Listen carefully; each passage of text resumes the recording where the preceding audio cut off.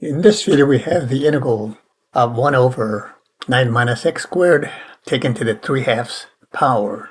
And we have a difference here of squares. You can look at this as the square root of 9 minus x squared, quantity cubed, or we can leave it in this format. This, you should realize, though, is a trig substitution problem because of this difference. If it was the other way around, x squared or minus 9, then it would have been a problem involving secant. But in this case, the substitution we're going to use involves sine. X is equal to 3 sine theta. So therefore, we need a dx representation. So take the derivative here. The left side will be dx. Derivative of sine is cosine. So I get 3 cosine theta d theta on the right side. Now from this substitution here, we also get this result.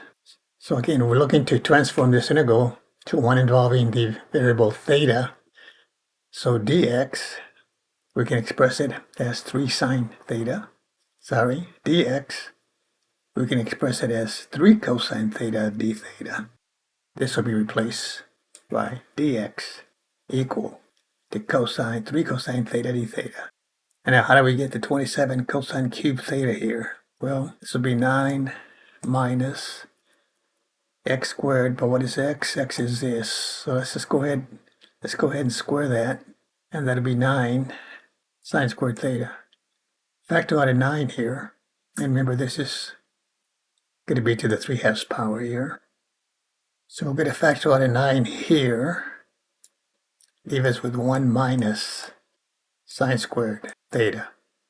That of course is taken to the 3/2 power.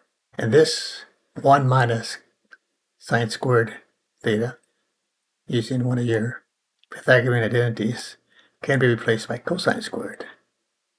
So we wind up then with 9 cosine squared theta taken to the 3/2 power.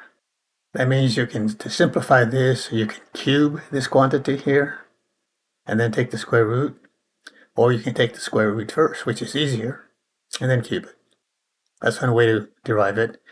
The other way you can figure out what that is, you can say, and rewrite this 9 cosine squared theta as 3 cosine theta quantity squared. And that's taken to the 3/2 power. Power to a power, we multiply the exponents. So this would be 3/2 times 2. The 2's would cancel out. This would just be a 3 there. 3 to the 3rd. 3 factors of 3 is 27.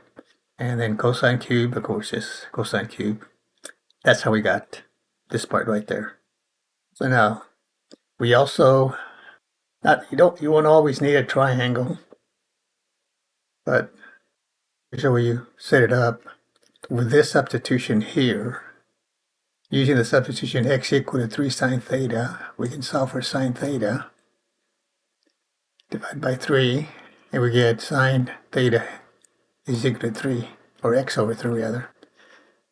So this theta, and then because sine of an angle is opposite over the hypotenuse, I can label this x, and this will be 3. And then I can complete the triangle by just saying, okay, this will be this squared minus this squared. If it's 3 minus x squared, then you take the square root. And it should check. This squared should equal to this squared plus this squared. Square this, you get 9 minus x squared, and x squared gives me 9. That checks out. So now, let's go back to the integral. Now we transform the integral into one involving the variable theta. So we go from x to theta. So the dx here can be replaced by dx. So the dx here can be replaced using this substitution right here, 3 cosine theta. And it'll be d theta. And this denominator here, 9 minus x squared taken to the 3/2 power,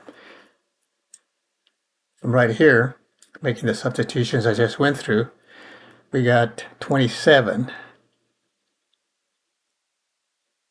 over cosine cube theta. So 3 over 27, reduce that to 1/9. Take it outside the integral here. And then cosine theta over cosine cube theta, I can write that as 1 over cosine squared theta. This will be d theta. Now we just have to integrate this. But let's rewrite it. 1 over cosine can be replaced by 1 over secant. Or in this case, 1 over cosine squared can be replaced by, well, let's think of it this way. Cosine and secant. Cosine and secant are reciprocals, so 1 over cosine squared can be replaced by secant squared theta, d theta. We know that the derivative of tangent is secant squared, so this one's easy to integrate. This will be 1/9. Then it goes secant squared theta is tangent theta plus the constant of integration. Now, this is the integral. The only thing, though, is anytime you do a substitution during the process of integration, you always go back to the original variable. So what is tangent theta in terms of x? Well, from the triangle, we got 3 here, we got x here, and then the adjacent side here, remember, is the square root of 9 minus x squared. So this is tangent of theta is x from the triangle. Opposite, tangent is opposite over the adjacent, and the adjacent is the square root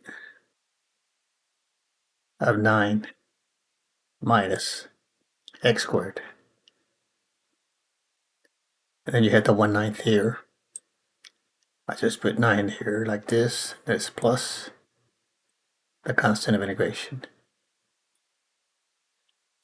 So final answer then for this one, getting back to the original variable, is x over 9 multiplied by the square root of 9 minus x squared plus the constant of integration. Thanks for watching. We'll see you next time.